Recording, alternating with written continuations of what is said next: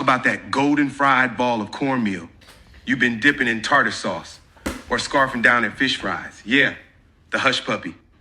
Most folks treat it like some side dish of the South, but like a whole lot of Southern tradition, its origins trace back to the survival and genius of enslaved Africans.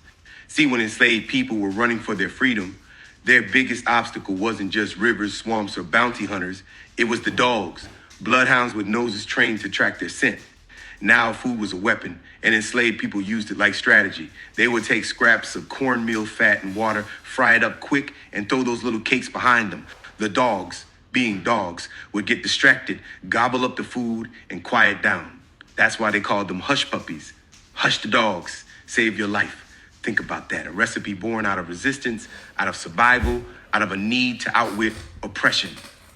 A tactical distraction disguised as food.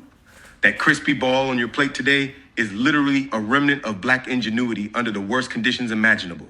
But like much of Black history, white Southerners took the dish, sanitized the story, and turned it into down-home cooking. They swapped out the resistance for nostalgia, turned survival into comfort food, and erased the fact that those hush puppies were freedom food.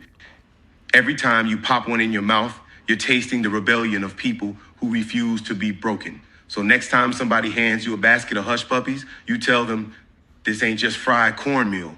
This is history. This is escape. This is the sound of dogs being silent so somebody could be free.